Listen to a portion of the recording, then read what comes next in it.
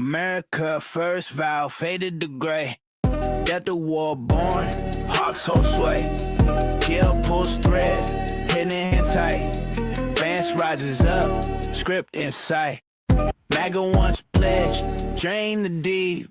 Now warpath carved, promises cheap. Index red lens, pierced through deceit. Real agenda clear, no retreat. The bass dump, luxury trap line, nocturnal groove, shift the mind. War match drops, feel the weight. True cut shot, seal the fate. Venezuela seas, boots digging ground. Occupation hold, no turnaround. Columbia line, forces deployed. Cuba grip firm, freedom destroyed. Iran in crosshairs, tension rising. Syrian list, blood and skies. Hawk wings spread, cost runs high. Break the chain, question why.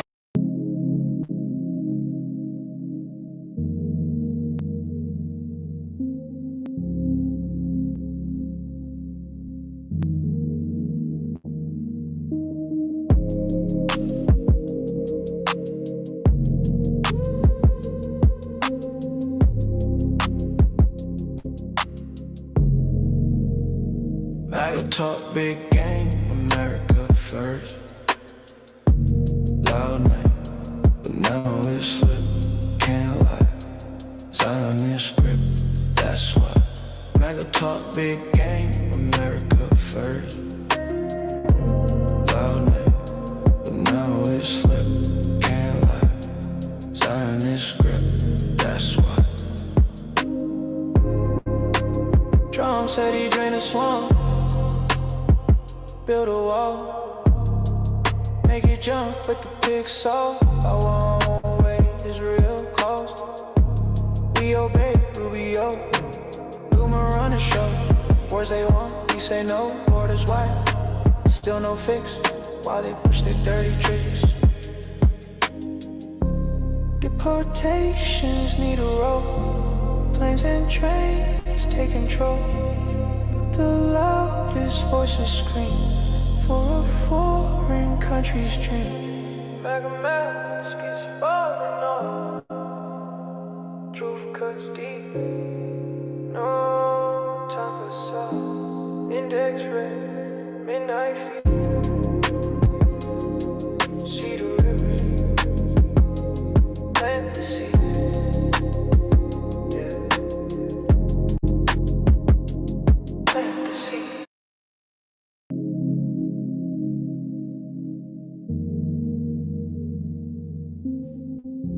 What is good?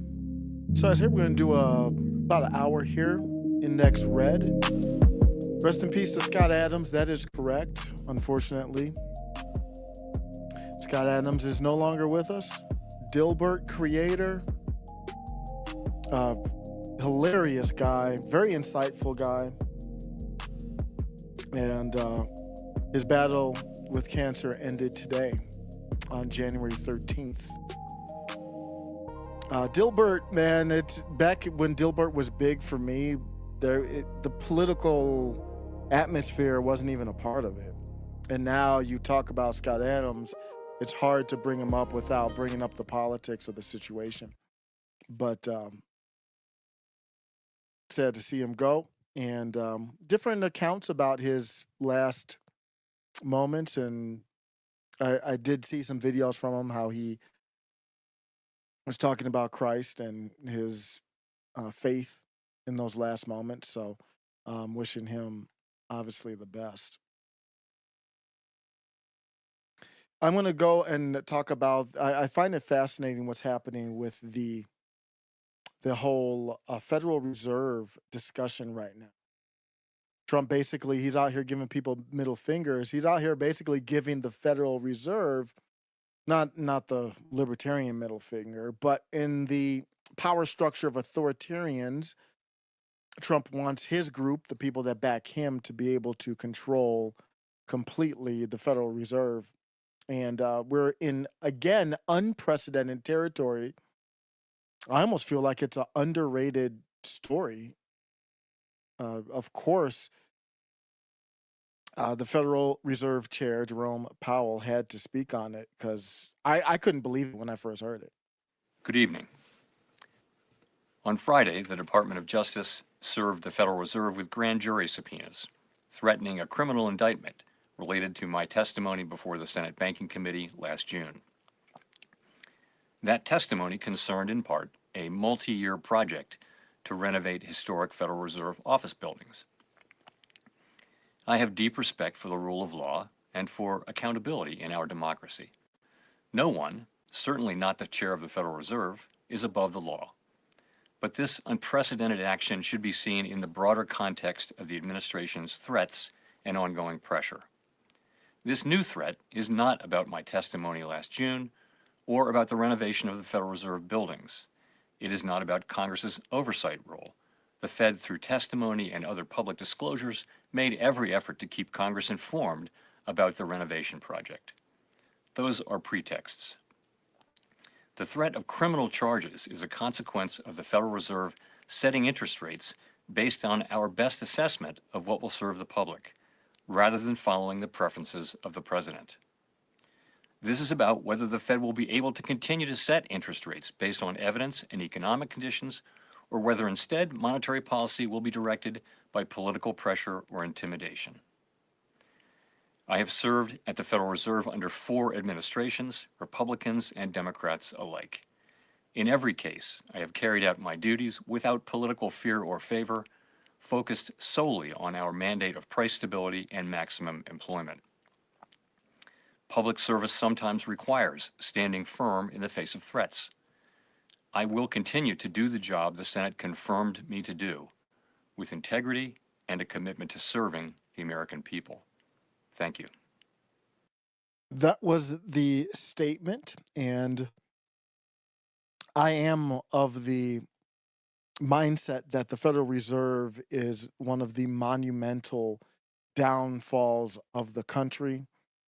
Famously, Andrew Jackson was fighting against central banking, and Woodrow Wilson played a big role in helping usher it in.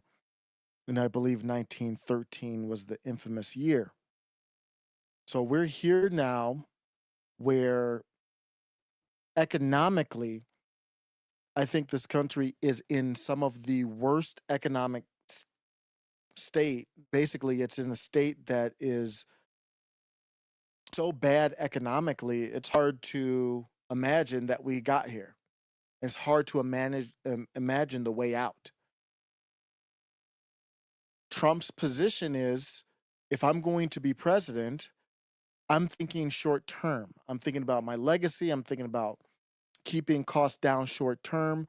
There is no, and I don't blame Trump for that, there is no incentive for Donald Trump other than out of the kindness of his own heart. And why would we think any of these people to acquire the power they have think about anything from the standpoint of the goodness and the benevolence of their own heart? If they had that, they wouldn't acquire the power. They wouldn't be stepping on the bodies they did, literally and figuratively, to get to the top. That's why we have checks and balances. The Constitution never mentions central banking. The Constitution never mentions a Fed chair. The Constitution never mentions a Federal Reserve in the first place. So while you two are beefing, let's start there. Why do you exist? Donald Trump that's not his position. He's not going after the existence of the Federal Reserve. He's fine with the Federal Reserve. But what he could be opening is Pandora's box in this whole atmosphere of questioning who's in charge, who has power, why are the wars being fought, how are the wars being paid for, why is the debt just increasing as if it doesn't mean anything. We have more and more, I'm going to turn up the mic a little bit. We have more and more people questioning all of these things. So Donald Trump might accidentally be opening up an opportunity for us to talk about this. Obviously, nothing's going to change right away.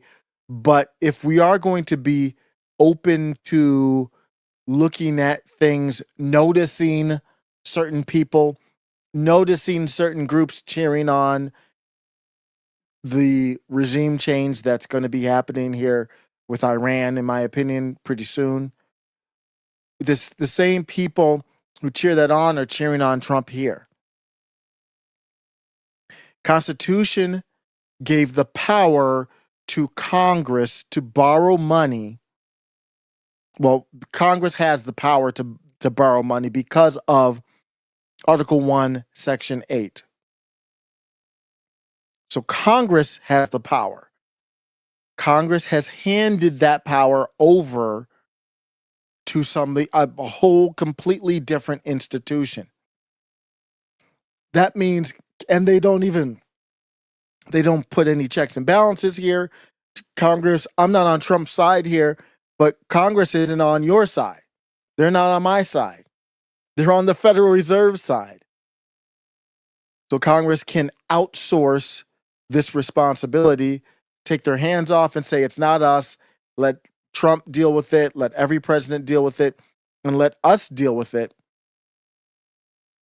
with rising costs, home ownership. Just looking at the statistics on it is just abysmal from the standpoint of how old the median age is. You might have seen these graphs going viral. I have checked them. They're accurate based on multiple groups reporting the statistics. You have to be over 40. The median age is over 40 to own a home. How are you going to start a family? Typically, you'd want a house, and it's not getting any better.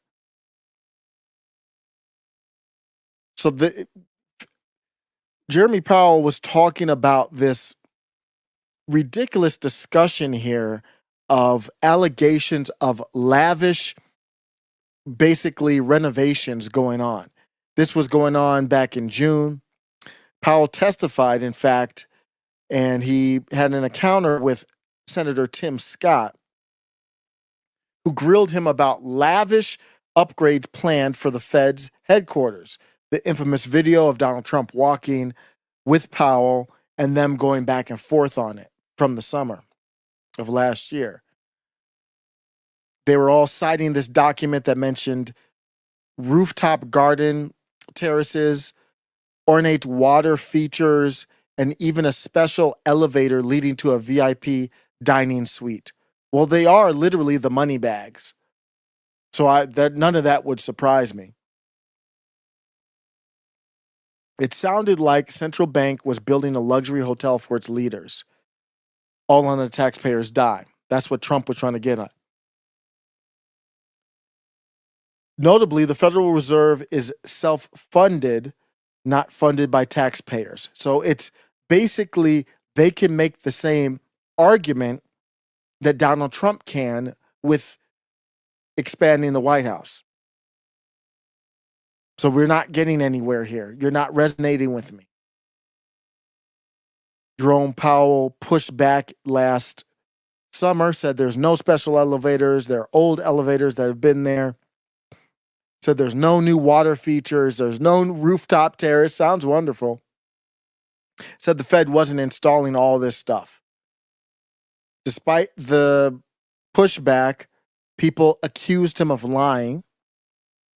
And then, so that's very important. They accused him of lying to set up down the road Anna Paulina Luna, who has become somewhat of a pit bull for Donald Trump. Anna Paulina Luna filed a criminal referral urging the DOJ to investigate Powell for perjury. I don't think this has ever happened before. Unprecedented. The unprecedented attempt to control the Federal Reserve from the executive branch. The power was given to Congress, remember? Constitutionally, the power was given to Congress. Congress gave it to the Federal Reserve independently. They don't do any significant checks and balances on the federal banking system. Now, Donald Trump, as president, wants to control that. All presidents want to. That's not unusual. Donald Trump's taking unprecedented steps, though. So now Donald Trump's fighting over control over it. Who's lost in all of that? The American people are lost in all of that. This is not like same thing happened with tariffs. The power for tariffs is with you, the American people, you and I, through the representatives. Instead, the representatives did basically sign the power over through emergency powers to the executive branch, and that's why Donald Trump has been able to. There's a lot of court cases going on right now, but Congress has handed him the ability to do tariffs. And he just said, hey, anybody who's doing business with Iran, we're going to do tariffs on you. I think it's something like 25%. That's not how tariffs are supposed to be done. That's not what tariffs are supposed. That's not where I support tariffs for. I absolutely support tariffs. You have to have tariffs, but I don't support them as a weapon to use in a battle with Iran, which is completely irrelevant to the concept of a tariff. Now, if Congress wants to pass a law to do that, then I think that would be constitutional, even if I disagree. But what Donald Trump is actually doing now, or attempting to do, is absolutely not constitutional. I think that matters. And I think that matters a lot.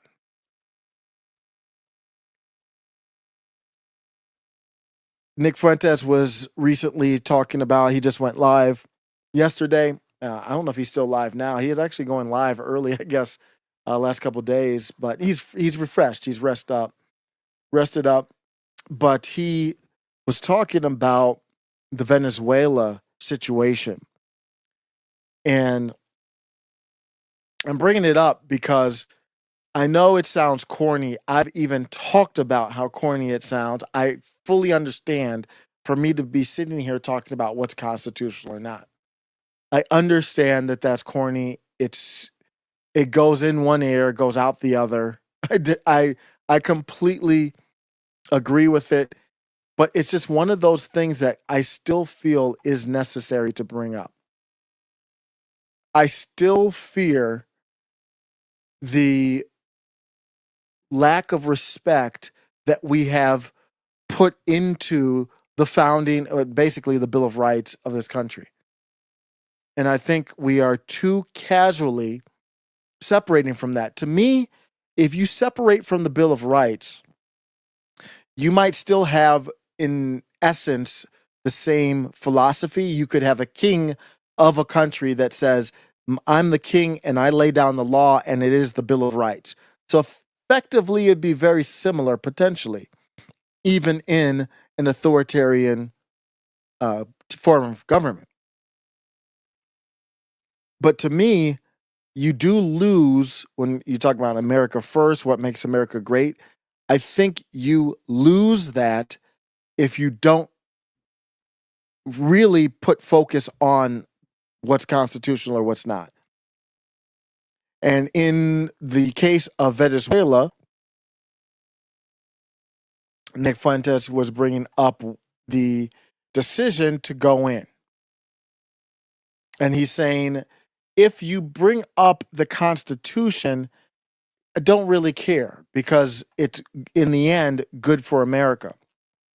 And I think that is a point of disagreement I have, because it does matter.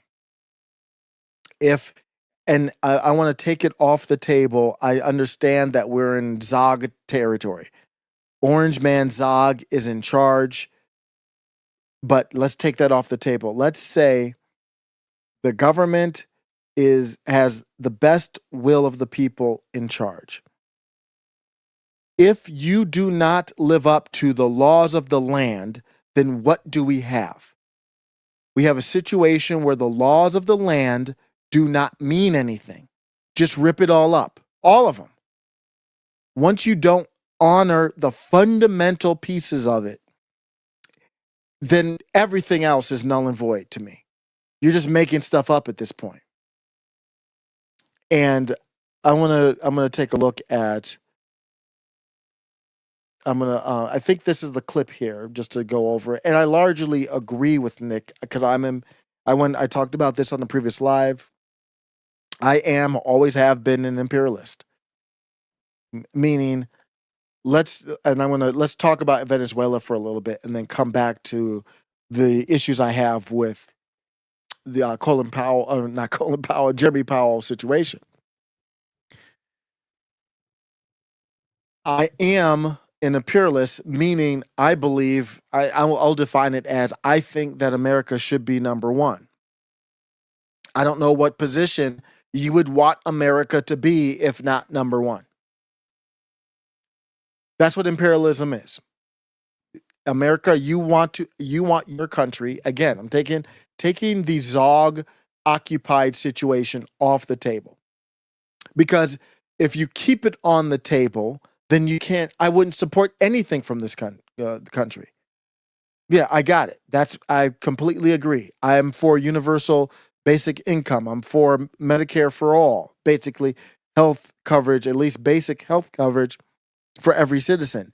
I understand that's not a good idea when the government is wanting to force needles in your arm, your shoulder. The president that was behind it got reelected and obviously has no energy to go after anybody who made the mistake the first time because he was the one who made the mistake the first time. How could he go after anybody? I understand that. Taking that off the table, in theory, the philosophy of providing basic health coverage for every citizen is not a right, but it is the right thing to do. That's why Israel does it. Philosophically, it is too much power to have one man, unchecked, be able to lie and say, well, there's drugs coming from this country. I need to come and get the leader because there's drugs coming from this country. Oh, and there's other benefits here. Oh, the people that want him to be removed, contribute to my campaign, all this other stuff. Oh, I really want it we're playing Risk. It's a geopolitical battle, and we have to position it against China and Russia and our potential frenemies or enemies across the way. That's why we have to do it. Well, number one, then don't lie to me. That's not going to work for me. That doesn't work for me. Just say what it is, and we can talk about it. Number two, we do have it set up where in the Constitution, Congress has to okay it. So if we're not going to do that anymore, then rip the whole thing up. Let's just be honest about where we are. If Donald Trump and everybody who supports this was honest about this, and I think Nick is honest about this, and said, let's just rip it up. This whole thing's not working. They went after Trump. I mean, Trump's not retaliating, but he's taking that power in a similar way, even though it's not directed at the people who went after him in any serious manner. You can say, you can blame whoever you want and just say it's ripped up. It's done. This thing that we look at and we base all the laws of the whole land on, it's a moot point. Because that's what Kilmar Abrego Garcia, that was my problem there with that. I'm like, well, what are we doing? We're just scooping people up and there's no due process. And in fact, this person had a judge that said, a judge said, no, you can't take them to El Salvador. I don't care if you agree or not. The judge said, you can't take them to El Salvador. Are we just doing what the hell we want now? Why can't I do the hell what I want now? People are talking about, I don't want to pay taxes. I don't want to do this. Well, why should I? If you don't have to follow it, you don't have to follow anything blatantly. Why should I? That's why I was against, and I am against Renee Nicole Good. ICE is operating in Minnesota. ICE, to my knowledge, isn't breaking, at least by operating in Minnesota, they're not breaking any laws that I'm familiar with. You are, though. So are we following laws or not? If ICE were breaking laws by being in Minnesota, that might be a little bit different take. I think it would be a different take from me. I don't see it. I don't even see anybody making the case that they are. Why isn't Renee Good and all the other ones? Why weren't they protesting at the FBI? Why aren't they trying to secede from the Union? My point is, my founding, when it comes to the country, obviously it's Christ overall, is faith. But when it comes to America first in the country, we don't have anything if it's not the Constitution. As corny as it sounds, as stupid as it sounds, as boring as it sounds, if we're not abiding by it openly and brazenly, I don't care if Donald Trump. I, it, I said Donald Trump got elected. You have to cope for the leftists. Cope with it, deal with it, seethe with it. You're probably going to get the midterms as long as you don't overplay your hands. But that doesn't matter. Even though Donald Trump got elected, that doesn't mean we ignore everything else, the checks and balances. The Constitution doesn't say, well, Donald Trump or whoever, the president got elected, the House and Senate are basically built up with people, whether they're blue or red, that agree with them, so you don't have to follow the Constitution anymore. That's not how it works. Why would I care about the fraud and the stolen election of 2020 if this is how we're operating? Let's just put all the cards on the table, have an honest discussion, and say it's over. I'm good with that. And that's the discussion really with the Federal Reserve. But since I'm on the Venezuela, let's just stay on that for a second and listen to this clip. We have to say, can I just say, I take immense pride in this operation as an American. And I really don't understand how you can't. Because this is such a sophisticated, such an ambitious, such an awesome exercise of military force. So he's talking about the invasion of Venezuela. And yeah, if everything, I don't know why. I fully admit I don't have any evidence or anything. I just don't, something doesn't feel right about how it went down. Like it was just, to me, very easy. So and that could be completely in my head, let's assume everything's on the up and up. I agree with Nick completely. If that's the case, I just don't feel like, I feel like something is off. I just feel like it shouldn't have been that easy. But I could be completely wrong. Let's assume the facts that we got are legit, are true. I'm not even challenging it. Like the moon landing, I've read into it, I've looked into it very in depth. I don't believe it. I am challenging that. This I am not challenging. I'm just saying I don't believe it. I'm skeptical. Let's assume it's true. I agree with Nick here. It is impressive. And yeah, you should be, in theory, in a vacuum, be happy that you're in the country that can do that and not in the country that gets that done to them. Obviously, I'm grateful for that. I really question what kind of person you are if you can't take pride in it just by itself. Forget for a moment about the significance of it, the ramifications, the ideological or moral dimension. Forget about all that for just a second. My first reaction on this channel, I will reply to corrupted music. Corrupted music says, "Smack my head. I'm lost as to why we are listening to Nick the Racist."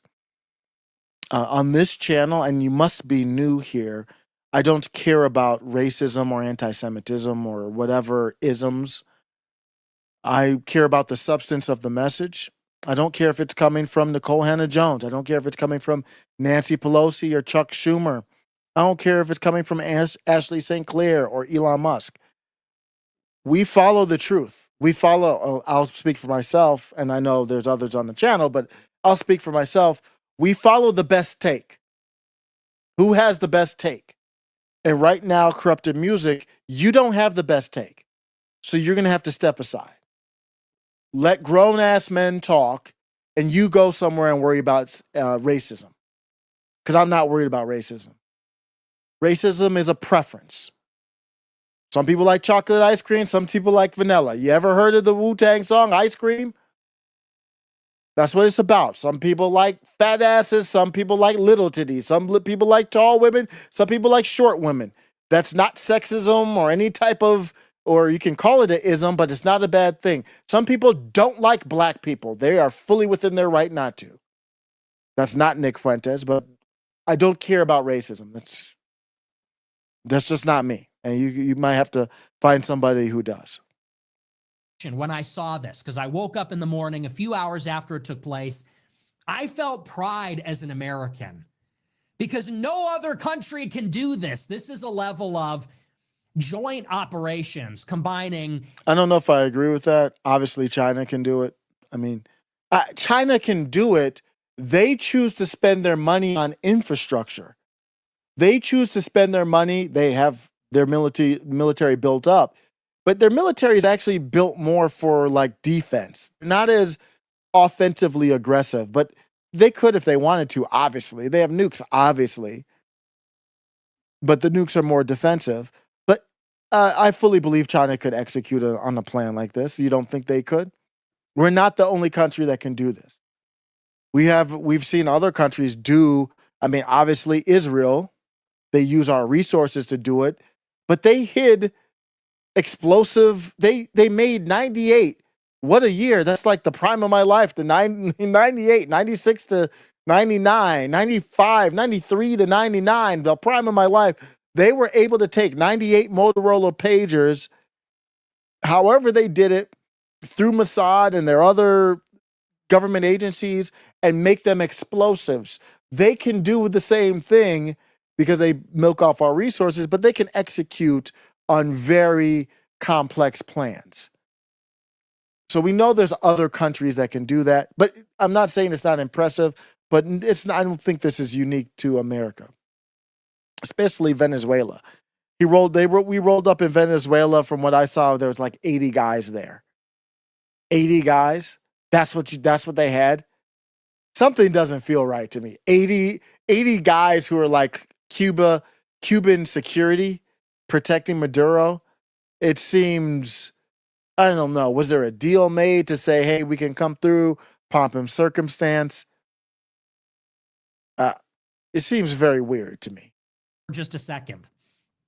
My first reaction when I saw this, because I woke up in the morning a few hours after it took place, I felt pride as an American because no other country can do this. This is a level of joint operations combining Navy, Air Force, Special Forces. No other country on earth can do anything like this. It's awesome.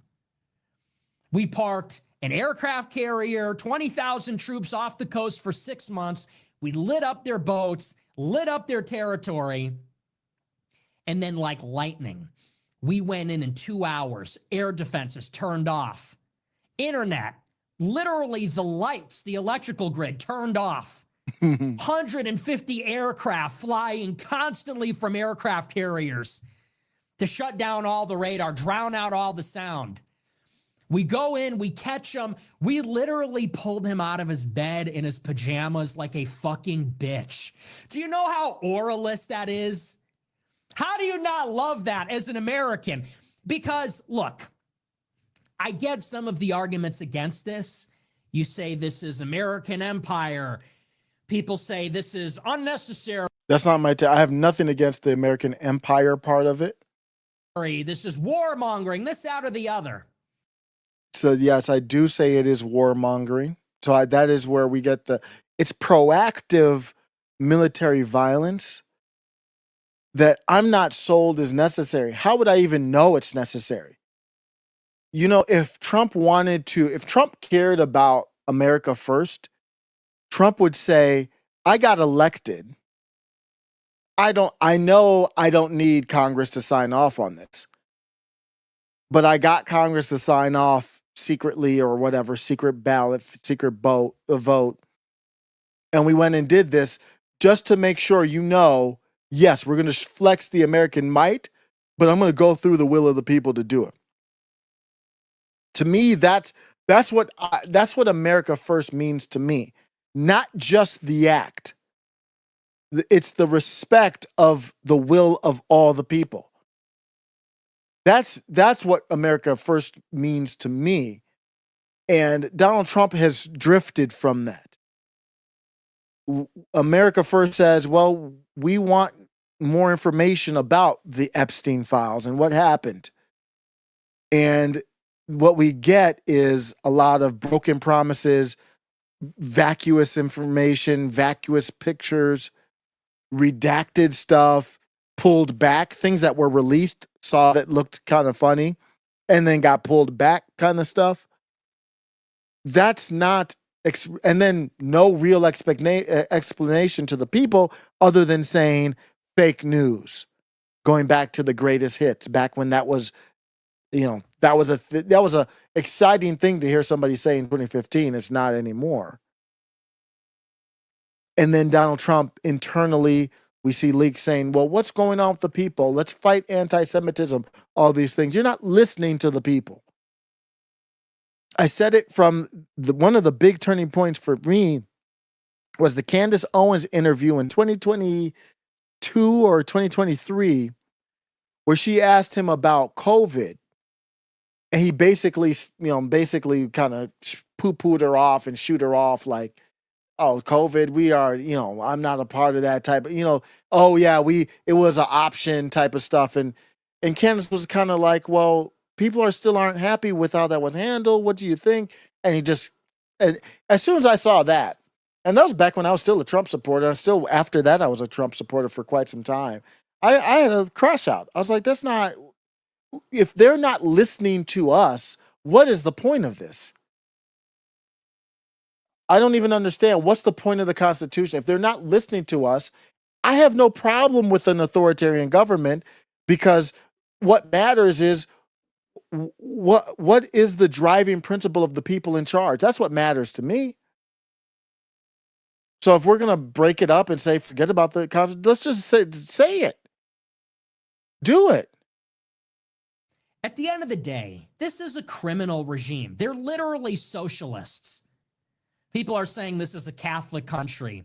Okay, nominally. But it's a socialist country. It's built on this people's revolution.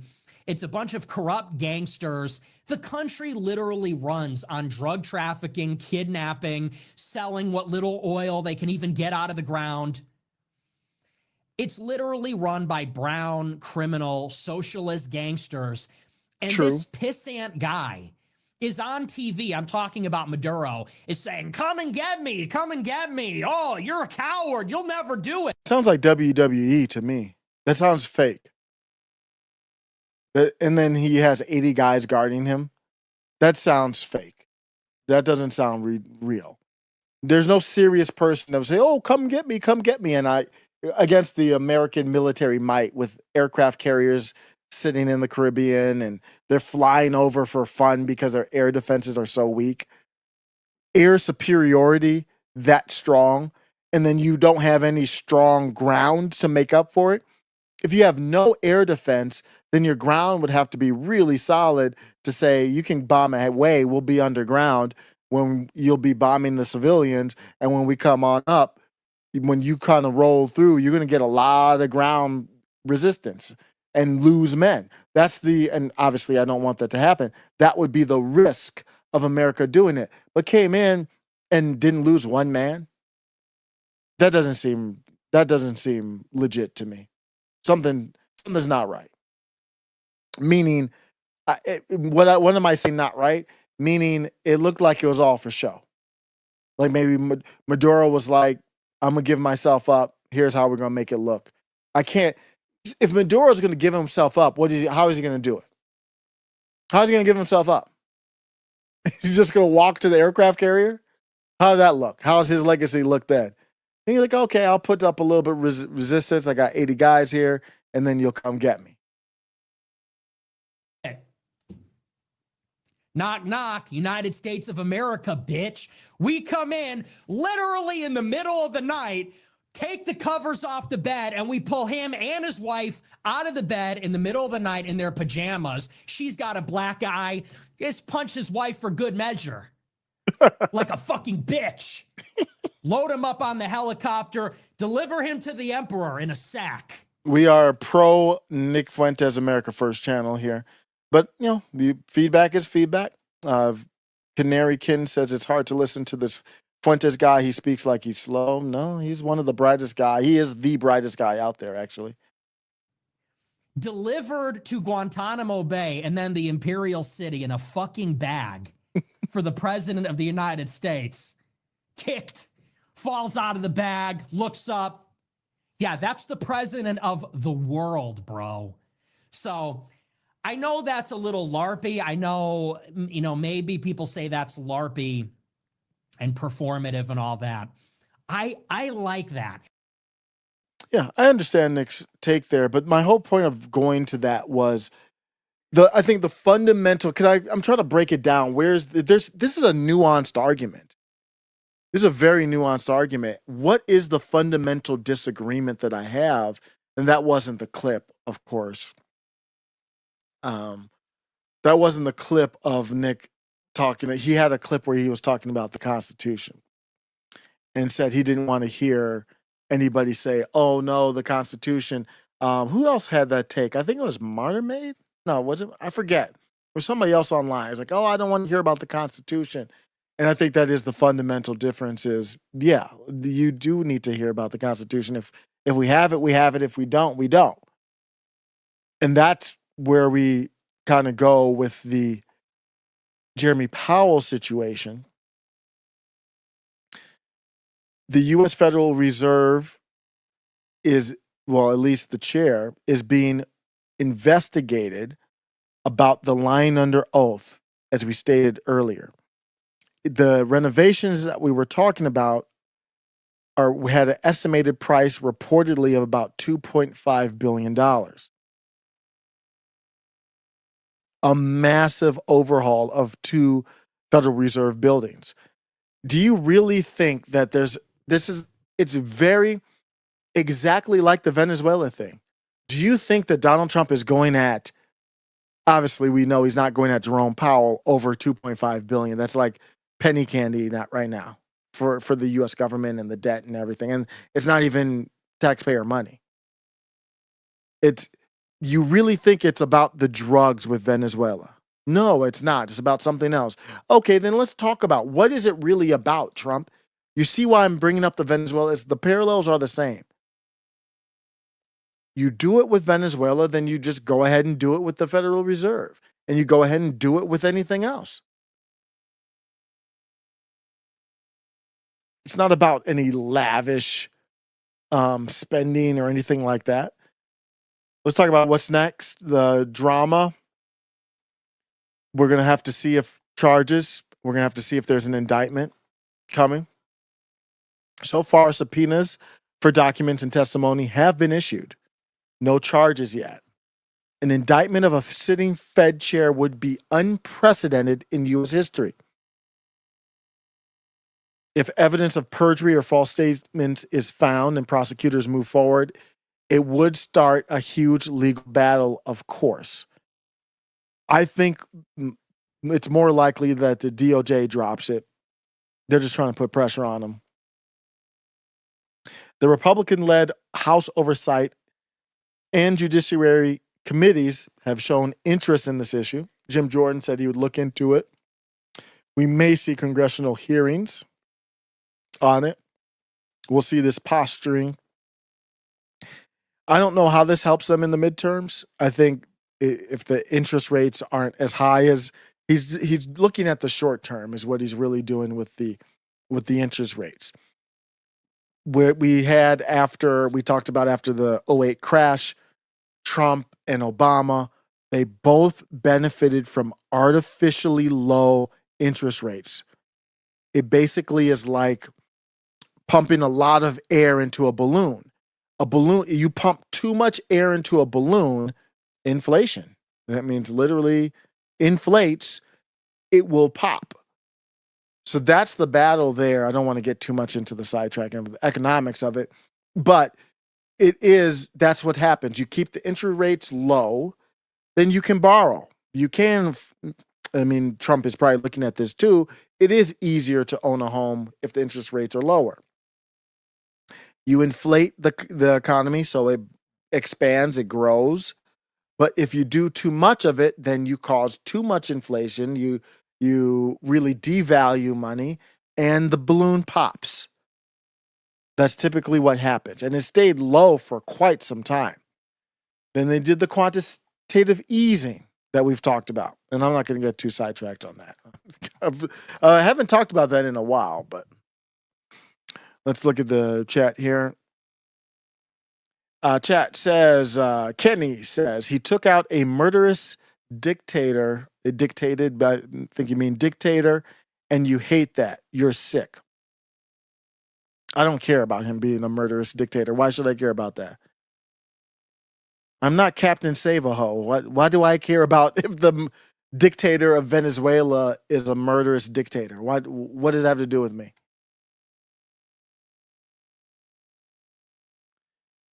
Kenny says Trump is spreading freedom across the land. So, of course, socialist, communist, Democrats are against it.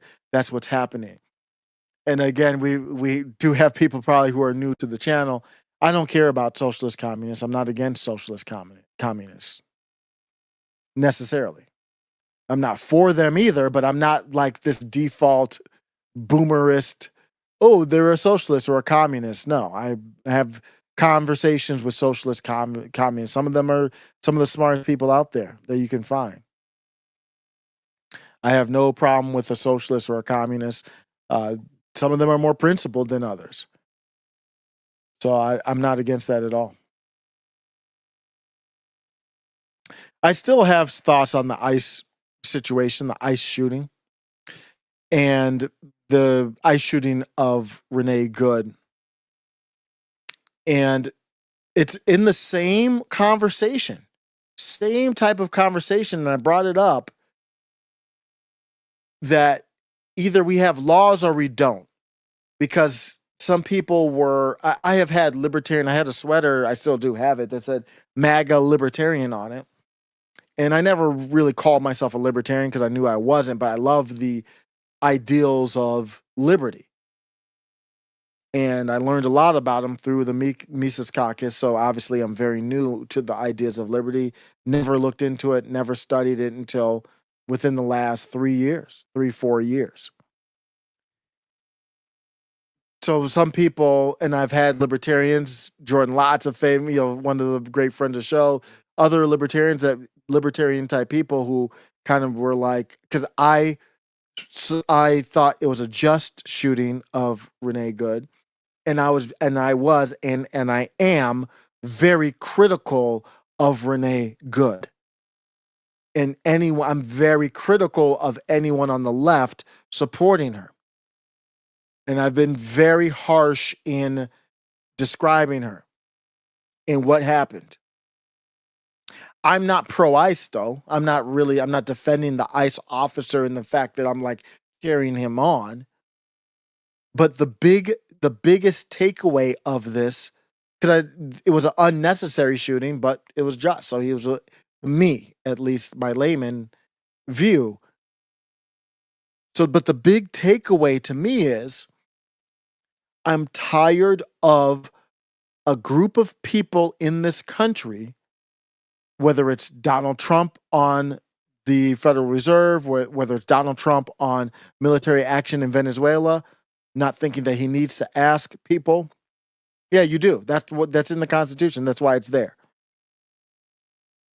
And Renee Good deciding to break the law and then believing that they have the right to still breathe when they endanger someone, whether it was going to be life endangerment or not. You can't do those things and have me defend you. If, for example, not ICE, but if Renee Good was peacefully protesting, that's a completely different thing there. When you're blocking the road of a federal agent and agents, plural, that's not peaceful protest. I support peaceful protest. So that doesn't mean you have to be lawful with your protest, but you do have to be peaceful, though. Not blocking people like that, or especially federal agents while they're operating. If you can't decide whether you want to stay in the union or not, basically saying, I don't like ICE here, If you don't like the feds in your state, why isn't the logical position, well, let's separate from this whole union thing peacefully? Why isn't that the logical step? Everything to do with the feds we want to separate from. No, none of them. Not the anarchists, the anti-fascists, not the liberals, not the lesbian liberals, not the Renee Goods of the world. None of them have that position. They are perfectly fine with centralized power. And I'm tired of, I am not supporting somebody who wants to bend the laws to say the laws of the federal laws of this country do not apply here. I can do whatever I want. I don't support that. Absolutely not. And it gets on my damn nerves that people on the left think that that's something that, and some people on the right, honestly, too. I don't know where you guys are at. That's not a support of ICE. That's saying, why would I care about Renee Good? Not an ally, wanted to flex the use of civil unrest as a power move against my beliefs. If ICE is doing just deportations, I support that. I want it to be done starting with the rich, not rich, but the highest level companies and all that first. I want to start it with bringing the CEOs or whoever else out in handcuffs who are hiring illegals. That's where it should start. But in theory, ICE removing illegals, and they're really just going after the worst of the worst, whether it's the worst of the worst or not, that is completely legit.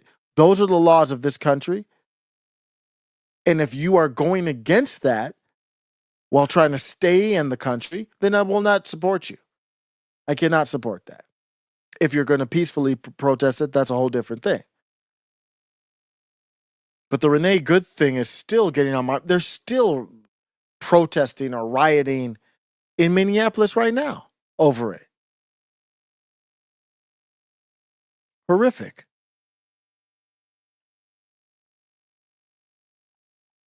Let's see here. One shot, one thrill, 84 said, civilians need to keep their mouths shut. And you might have a point, because when you go look and see what some of these blue-haired leftist women are saying, they are wild. I don't know what's going on. Let's check in with the liberal, blue-haired, figuratively speaking, white woman of America. Here we are at my official dating profile request. I am 42. I'm almost 42. I am a relationship anarchist. I am on the lookout for somebody who right now will I be able to call and say, hey, get in the passenger seat and let's go fuck some shit up. Because right now in Minneapolis, what is happening are we are being occupied by ICE agents who are, of course I couldn't get this on what is happening here, who are going door to door, it's because I'm doing it backwards, going door to door and kidnapping people from their homes. Not just from their homes, they are going to schools, they are going to churches, they are going to Target, which I'm not gonna lie, I'm not surprised about. We all know Target, right? So if that's you, if you're interested in fucking some shit up, if you're not afraid of a woman who can speak her mind, if you're interested in sitting in a side seat, message me. We got shit to do.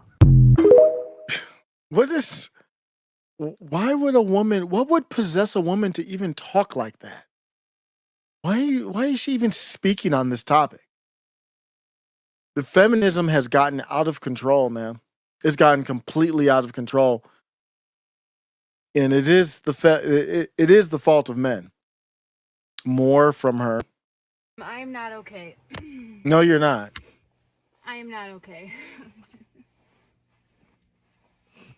I'm not okay. Okay, let me just have this hot second, okay? I just got done pleading with Border Patrol agents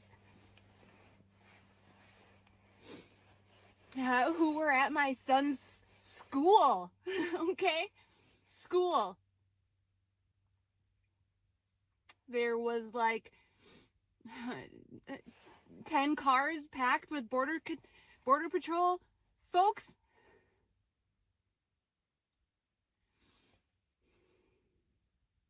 The whole neighborhood is out there, and I'm standing face to face with this dude, and I'm asking him, why are you doing this? I'm not here to make you a bad guy. I want to know why you are doing this. Why are you choosing to do this? And he looks at me and he says, because that dude tried to hit our car. Okay, so you terrorize a school because I can't even make up a fake reason. And I just kept asking him, you know this is a school, right? You know this is children. That really solidified for me, like, we are fucked.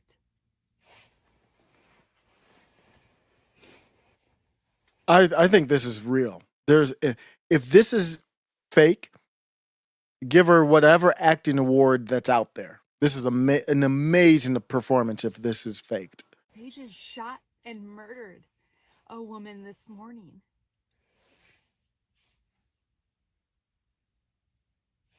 Yeah, I am not okay. No, you're not. It's very similar to the pandemic. What's happening here with this woman? This one is crazy too. Hey, back up.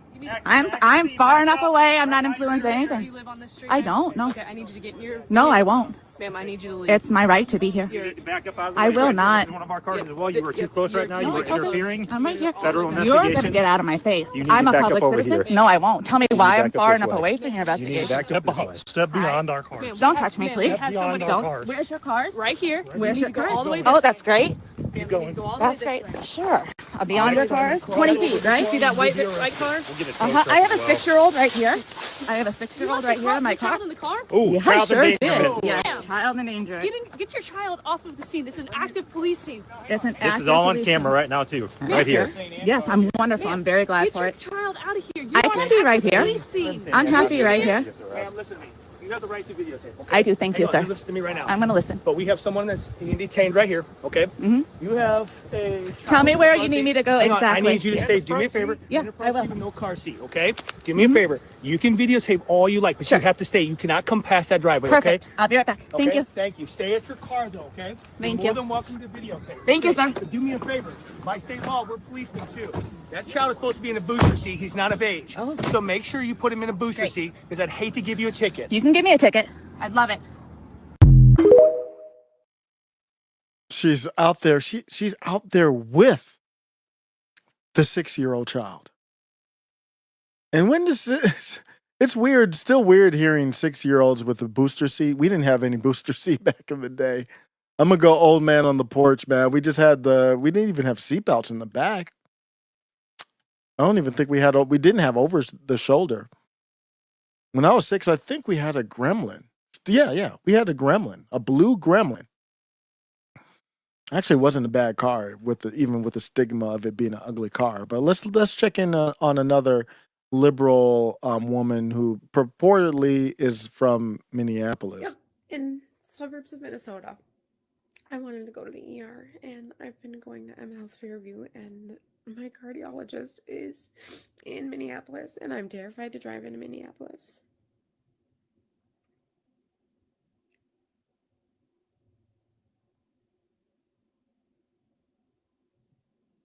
She's If you crying. know me, if you know our family, if you know our friends, if you know our community, you have to do something. It's impacting everybody. It's not just impacting the people who don't look like you and me. It's impacting everybody. And it's gonna impact you if it hasn't yet.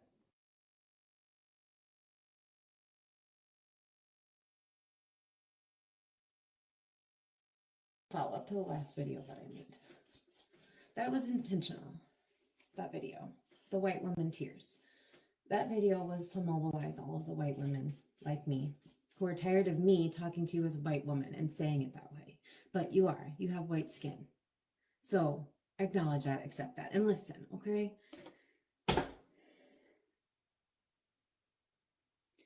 I'm terrified to drive into Minneapolis at night, yeah.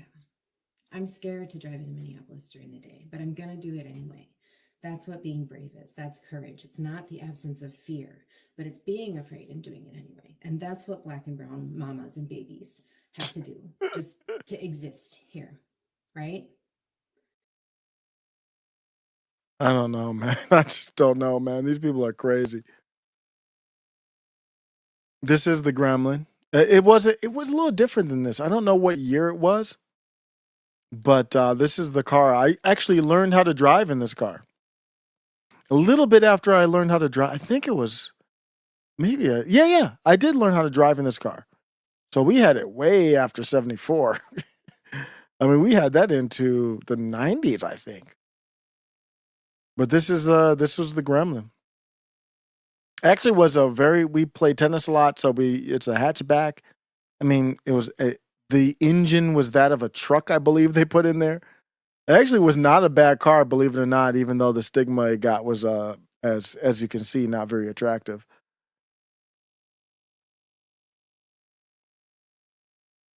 Let's see here. Were you saying call CPS about me keeping my kids out of school? Yeah. Oh, I see. They're referring to the woman in the video. Yeah, people don't know about the Gremlin, I don't think. It's not you got to be old school to remember those. But yeah, we had those well beyond. They were never a nice car. Never considered a nice car, but we had them well beyond the lifespan of a nice car. So we're still continuing with the whole ICE stuff, and I just don't know how people can get behind Renee Good on it. I just can't. I'm not gonna get there. Other topics. I want to go through my timeline real quick before I'm out. There's a lot of little topics that I wanted to kind of go over before I go out. I like this song here. But let's see here. I do not want to talk about Ashley St. Clair.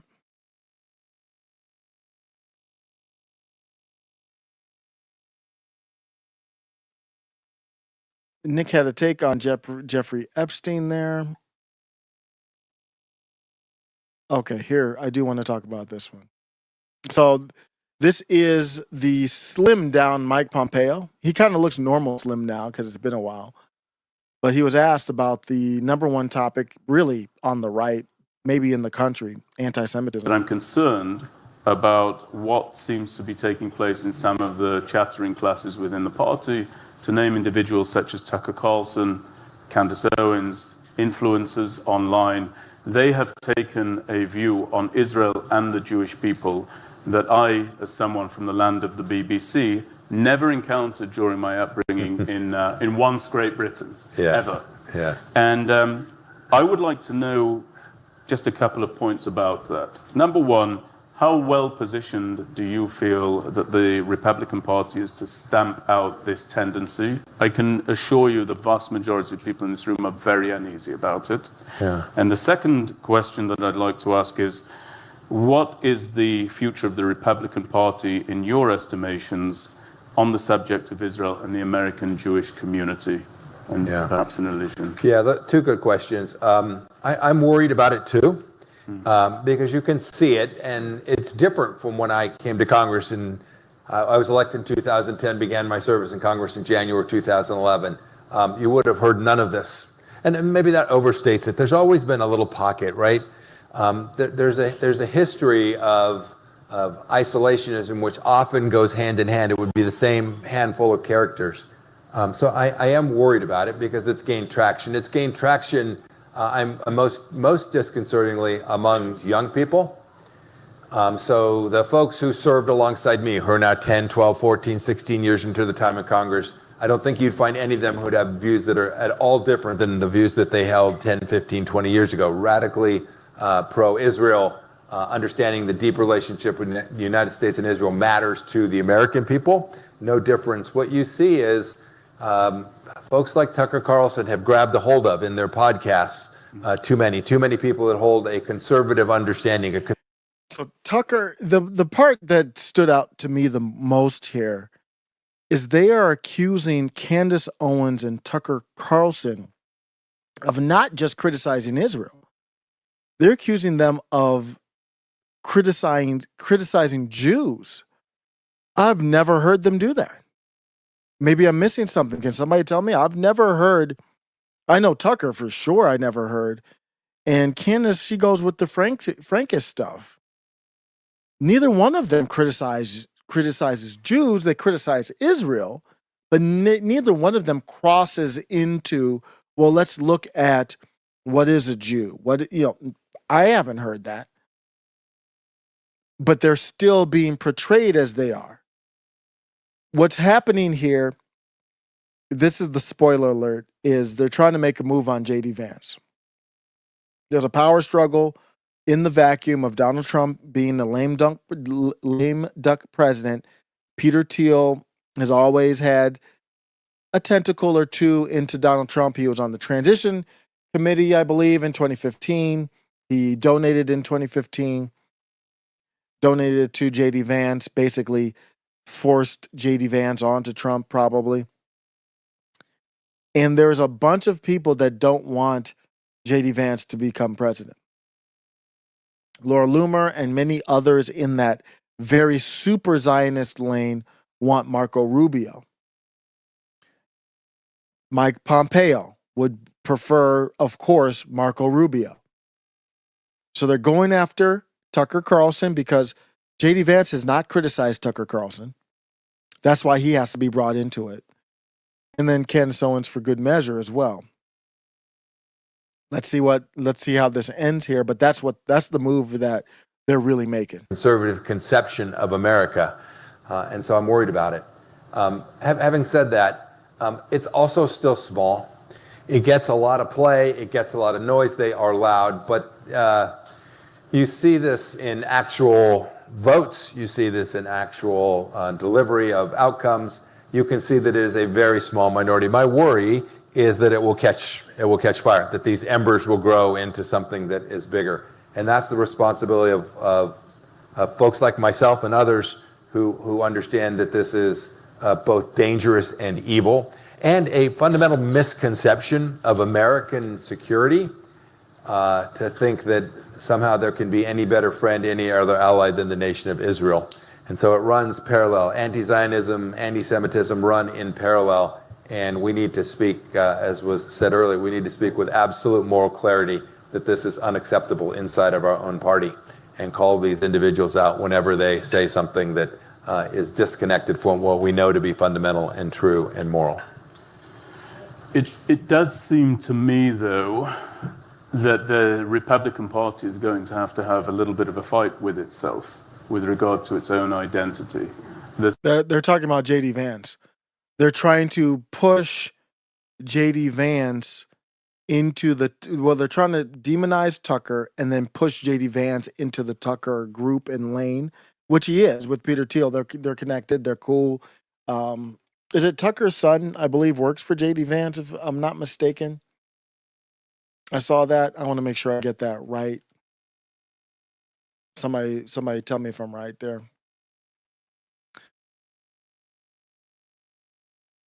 I'll look that up while we finish this off. Seems to be an isolationist wing that's emerging, and then there's a more outward-facing wing. Yeah. How do you see that going with regard to Israel? Yeah, no, it's very real. This I separate this between this and the issues with this isolationism, or this idea of somehow America alone can work as a security matter for America. I'm perfectly happy to defend what President Trump portends as America first. I consider the work that I did for 4 years as his Secretary of State and CIA Director to have fundamentally put America first. But any conception that we can do that without friends, partners, and allies, whether that's diplomatically or militarily, is just foolish. So looking up the Tucker kind of connection to J.D. Vance with his son, Tucker Carlson, let's see here. Buckley Carlson is currently working as deputy press secretary for Vice President J.D. Vance. So he does work for J.D. Vance, so there's a solid connection there. Tucker's son and J.D. Vance. I want to see if there's any connection between Buckley Carlson and Peter Thiel. I thought there was, but I could be wrong. Okay, I don't see any direct connection, at least on a quick search there, but Thiel is obviously connected to J.D. Vance, a little bit lesser to this extent Tucker, and that's a whole different wing of this new battle. So when they talk about anti-Semitism, that's the battle they're really kind of talking about. I don't think they really are. I actually believe Mike Pompeo when he says, yeah, it's a problem. The young people are really more, but I don't think he really believes it's a threat at the end of the day. Because basically you have to kind of still be discreet about it almost. It's online, it's kind of filtered out, but I don't really hear people with what they would call anti-Semitism on main news outlets. I don't hear that. It's still somewhat protected from the mainstream. I'll look at some comments and I'll be out. Trump running. Is this a TDS channel? I try not to be, but I have no problem having Trump derangement syndrome. He's been terrible. He's been absolutely awful. So maybe it is. It was not before, but maybe it is now. Anti-Zionism is not anti-Semitism, complete BS. Vance is the billionaire's choice for 28. I'm not sure about that yet. There are some billionaires, obviously, Peter Thiel, but I don't know. Vance Rubio, they could force that. They could force a Vance Rubio. That would probably be a dream combination for some. Some people would want Rubio Vance, though. Your Zionists would want Rubio Vance. That makes me throw up in my mouth. Vance Rubio. Disgusting. Might as well go back to Jeb Bush. Donald says Israel's treatment of Palestine people has caused anti-Semitism to increase, period. Stop the slaughter. Yeah, it definitely didn't help. I can assure you of that. Cass says there's plenty of good Minnesotans, but way too many godless people as well. I do want to challenge that. I don't know if you're really good if you allow Tim Walz to stay in office. How many? If there are plenty of good Minnesotans, what does that mean? There aren't plenty of good Minnesotans from a principled standpoint who are politically active with sway and power. And that's really all that matters. So of course, there's good people everywhere, but I would challenge that. Minnesota is not overrun with good people that want to do the right thing. Otherwise, the right thing would have been done. People like Tim Walz would be pushed out. We wouldn't be seeing Tifa like camping out like it's their new home.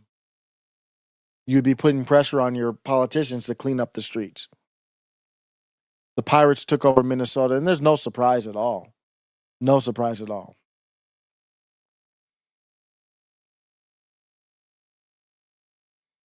Eric Trump Vance.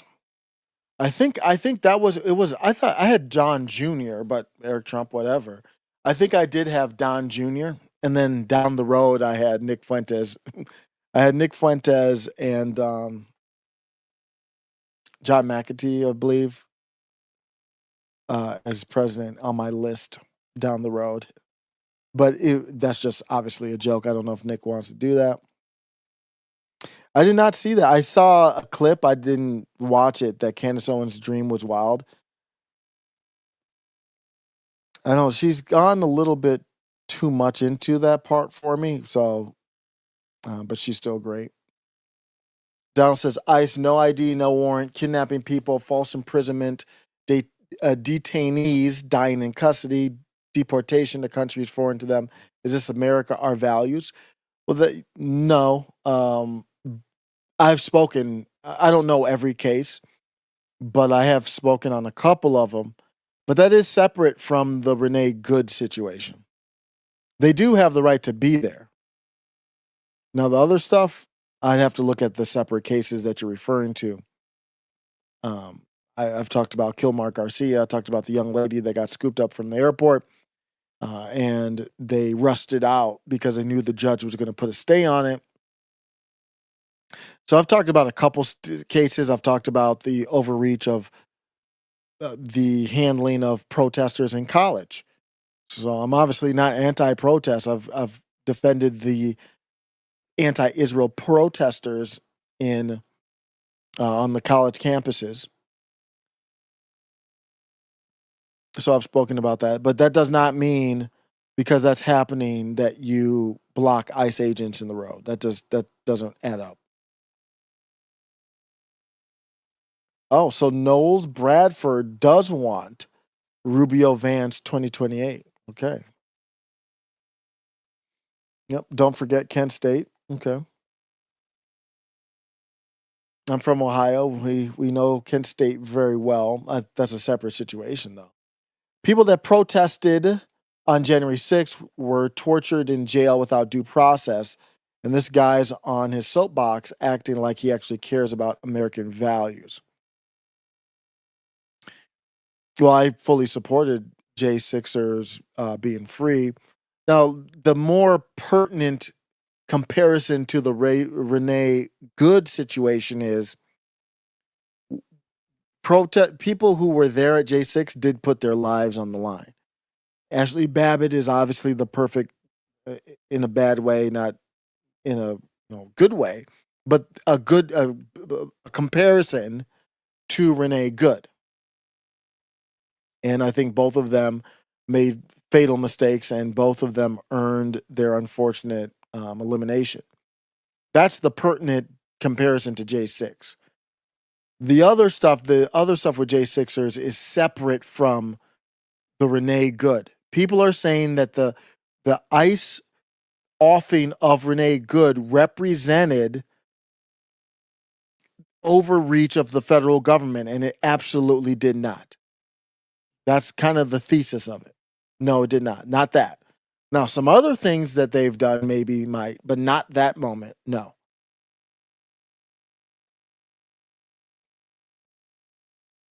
Jan 6 were violent as fuck and got pardoned.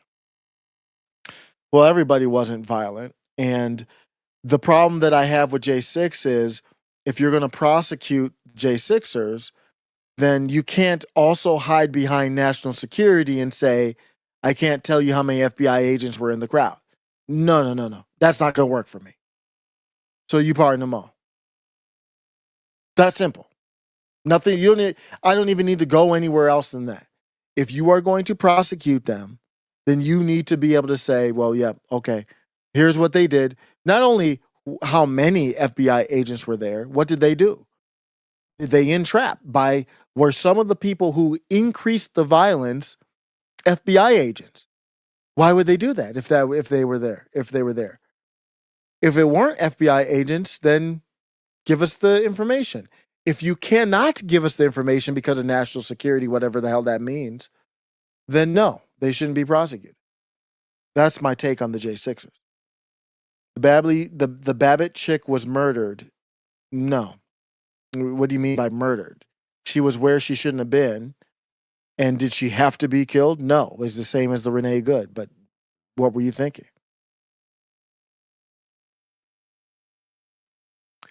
Donald says, I'm a 62-year-old veteran. Thank you for your service. Who absolutely cares about America's values. Soapbox. Okay, so you're there. You guys are going back and forth in the chat. I don't know who's talking about me or not. Your disrespectful tone in your comment speaks to who you are. I haven't really seen a lot of disrespect in the channel. I've seen disagreement. Yeah, this made no sense. E-Real says, just remember Trump pardoned a drug dealer and then claims to fight drugs. Yeah, that didn't make any sense. Made no sense. Obviously, the drug stuff was a lie. Bro, and Nick admitted that. I mean, you can't not admit that it's a lie. Bro, you can't have a good faith argument with leftist radicals. You're using rational mind to talk to irrational radicals. Yeah, I agree. Will an isolated America really make America great again? I am not a pure isolationist. I'm America first, but I do agree, and even that was talked about there with Mike Pompeo, that you do need allies and you do need partnerships. So I do not believe in a total isolation. You can't be imperialist and a full, at least, isolationist, can you? If you want America to be number one, you can't be. China is not really using military might, as in bombs and guns. They get into skirmishes with India or whoever, but not overall.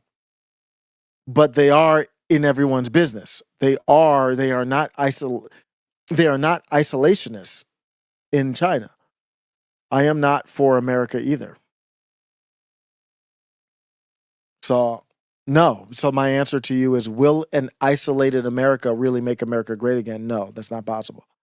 It'd be like saying I'm in my neighborhood and I want my neighborhood to come up and be dominant, but I'm not going to talk to anybody outside my neighborhood. I don't see how that happens.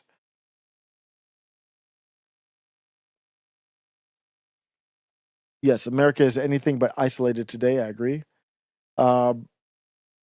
Brute says the Fed will threaten world economic collapse if Trump or anyone threatens their independence. That's a great take. If I had fleshed out my take more, I probably would have done that. I always get mad. Somebody beat me to that take. That's a great take. I always get mad when somebody beats me to a great take, when I think I was going to get there. But that's what the chat is for. The feedback is for. That is a great take. They won't do it publicly, but yes, that is the threat. And Donald Trump is playing with fire with that. All right, well, I appreciate it. I'm gonna get out. I'm gonna get some sleep, but at least got some stuff off my chest and see what music I got. I don't even know what song that is. Oh, okay, yeah, I do know. Okay, give y'all a little bit of R&B-ish, a little bit like R&B-ish is all right.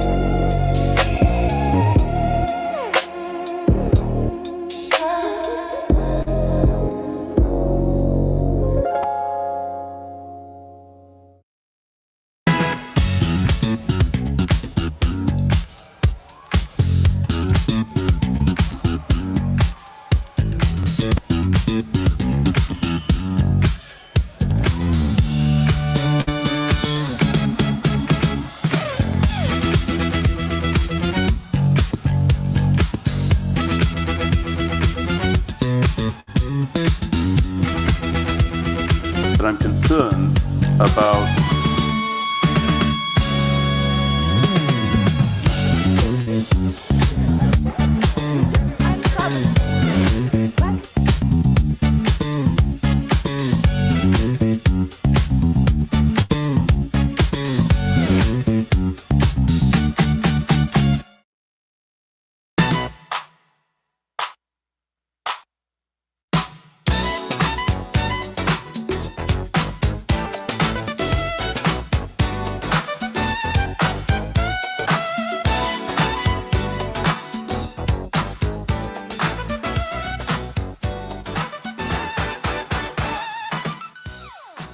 Shout out to Isabella Moody.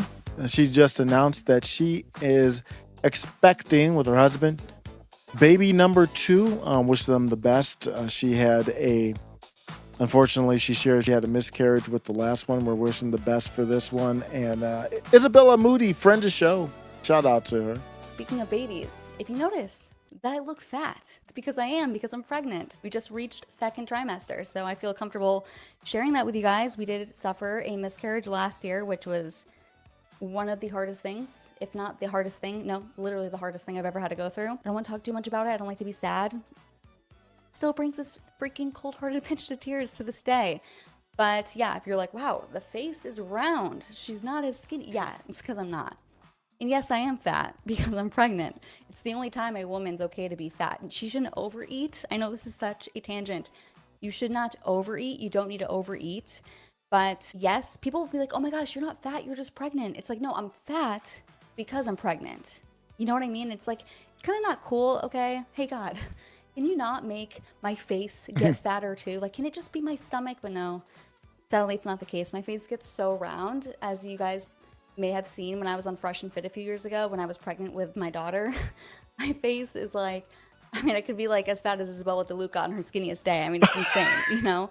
But yeah, so I'm really happy. We're really happy finding out the gender soon. So keep us in prayer. Absolutely. She is hilarious. She is so good. Speaking of babies, if you notice. Oh, man. Yo. This one. I didn't even talk about this one. Yo.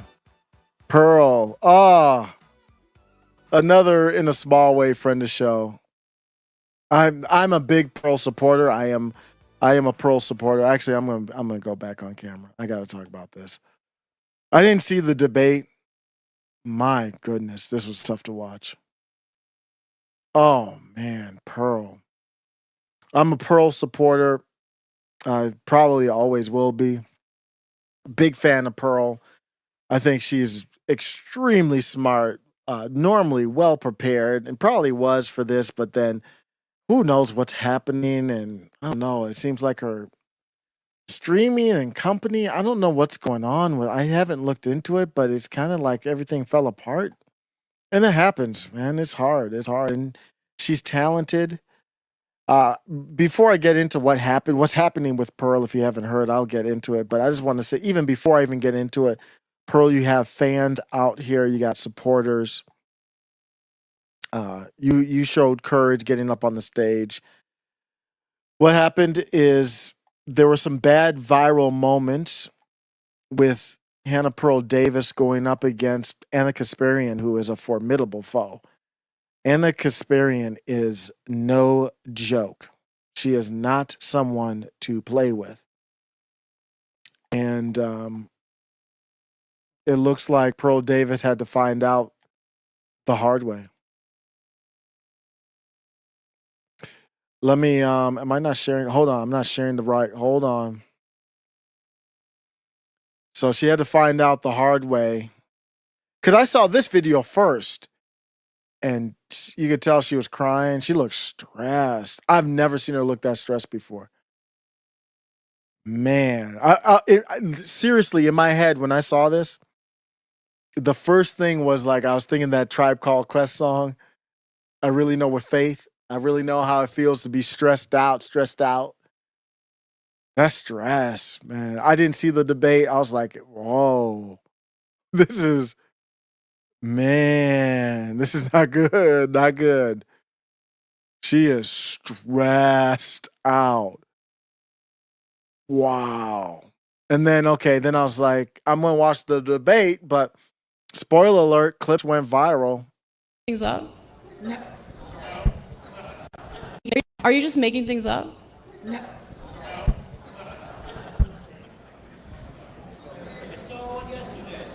Pearl, what are you doing? Like, seriously.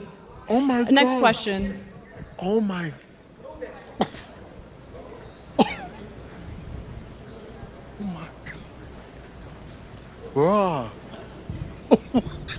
How many women die every year during childbirth? Not many. This country has the highest maternal mortality rate of any developed country. So a lot of women do die as a result of pregnancy and childbirth, yes.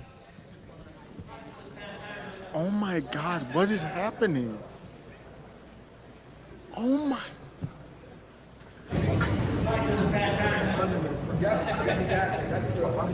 Pearl isn't saying anything. What? You got this, Pearl. What the fuck? Oh my God. Oh my goodness. What happened? Oh man. Damn. That's like the worst case scenario, man. Damn. Damn. It's hard to overcome that one. And I get it, man. It happens to me. Like you have all these thoughts in your head, and I've never been on the stage in that type of atmosphere. I don't really know if she's very good. I did the reaction back in the, few months ago. She was on Tim Pool Culture Wars. Slaying. She slayed Tim. She was just going real, and Tim's good. Tim's a debate bro. I don't know what happened, man. Did anybody know what happened? This is brutal, man. This is brutal. Oh my goodness.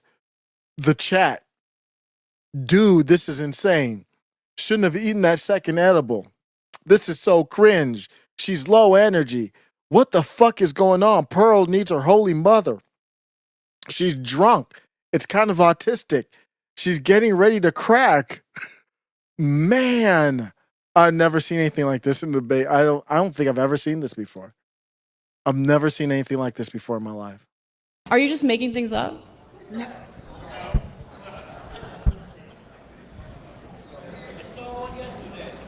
Pearl, what are you doing? Like, seriously. Next question. That's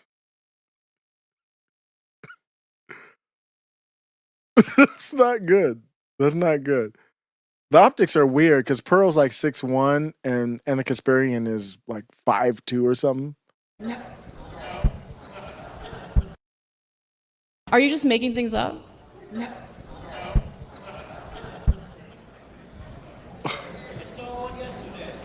Pearl, what are you doing? Like, seriously. Next question. Damn. That's rough. I don't even know what to do. I don't even know what to do or say about that one. There's not much you can do or say there. Just get over it. Time will heal that. Everybody has bad moments. This is Pearl in the aftermath. Stressed. I thought about it. I'm like, you can talk like this to men, but I'm bigger than you. I could body you. Do you know what I mean? I'm like,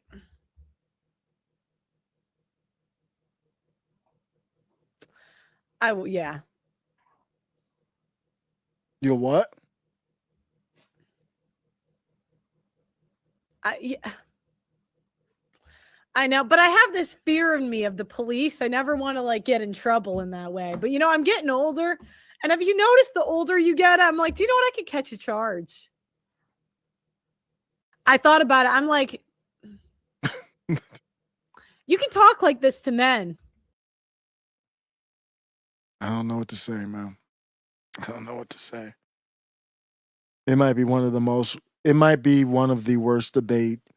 I didn't see the debate, just the aftermath. Might be one of the worst debate aftermaths I've ever seen in my life. She said she would put hands. Basically, and then she tried to backtrack off of this. So the debate was just frozen in time, just froze on stage. Just happened. Literally stage fright. After the debate, says, I would put hands on you. Oh, man. That's not good. We're debating ideas and then you're resorting to hands like an average black or something like that. That's not good. And then you take that back, or you try to lie about that and say, well, I meant something that was out of context. The context is clear. You were frustrated, you froze up, and you wish you could have put hands on her. Man. I don't know. Maybe just don't do the debates if you can't do the debates, is the takeaway. Anna Kasparian is not a joke. And Pearl Davis is not a joke.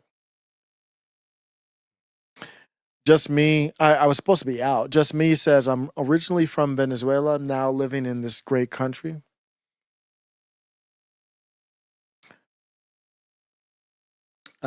NF says, America is desperate because they are declining while China is growing. That's why Trump is making all these moves to own more land. I agree. America gets isolated. Europe might be open to do more business with China. This can get real ugly in the future. Yeah, that's not a good decision. You cannot just barricade yourself. Absolutely not.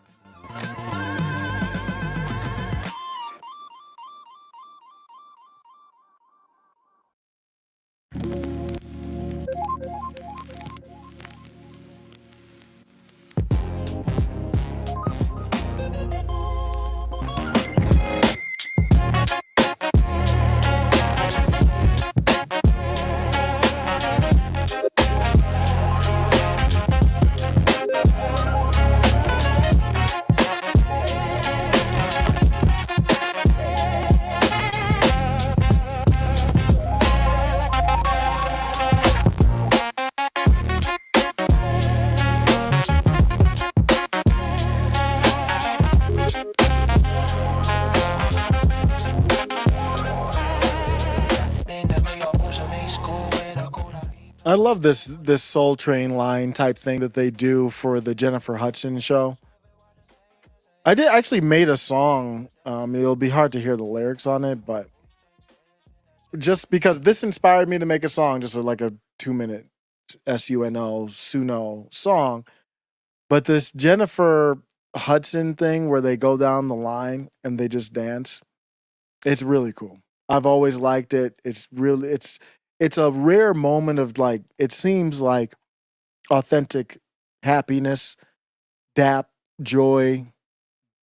It's a retro. We got Cheryl Lee Rowe at the happy place. Cheryl Lee Rowe walking to the stage. We got Cheryl Lee Rowe, we love her at J-Lo. I love the love. Cheryl Lee Rowe, she's the brightest star. We got Cheryl Lee Rowe at the happy place. Cheryl Lee Rowe walking to the stage. Bye-bye. We got Cheryl Lee Rowe. And they do that for, I think it's every guest on that show. I don't even watch the show, but I really respect that. Really like and respect that.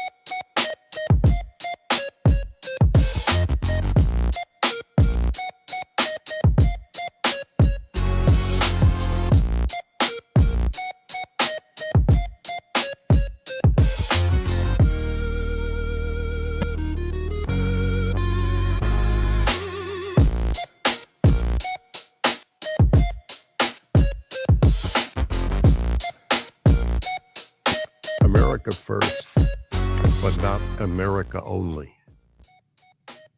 And it's too many of the leading intellectuals on the right have gone to America only. Damn, this nigga committed to the cause. he's like a paraplegic.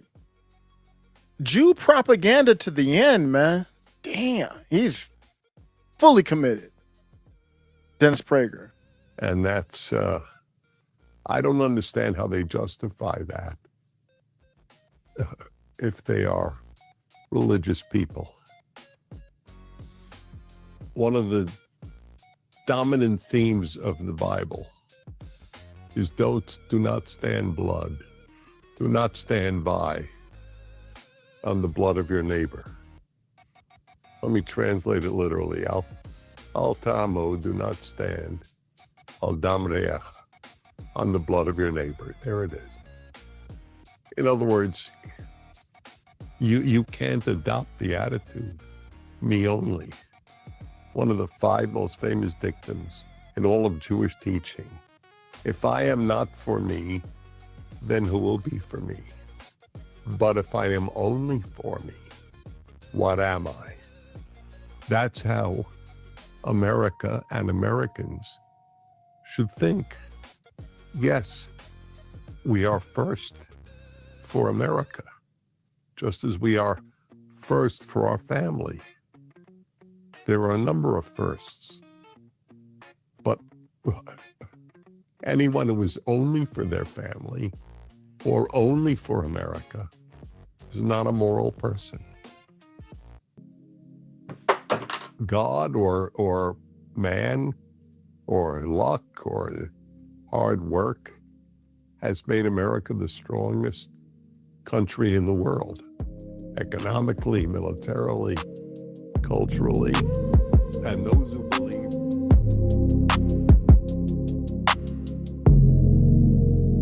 MAGA talk big game, America first. Loud name, but now it's slipped, can't lie. Zionist script, that's why. MAGA talk big game, America first. Loud name, but now it's slipped, can't lie. Zionist script, that's why.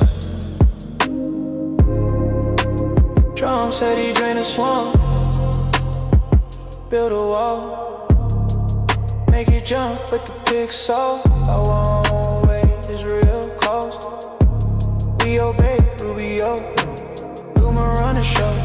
Words they want, we say no, borders white. Still no fix, while they push their dirty tricks. Deportations need a road, planes and trains take control. But the loudest voices scream for a foreign country's dream. MAGA mask is falling off, truth cuts deep, no time for soft. Index red, midnight feet, see the rivers, plant the seeds.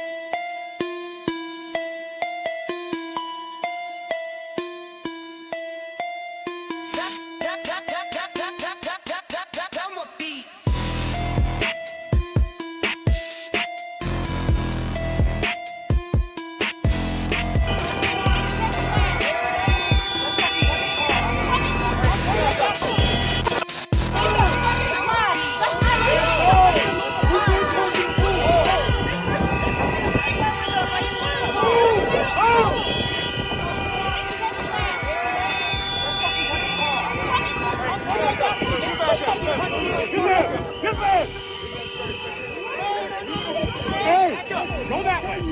Hey, back the fuck up.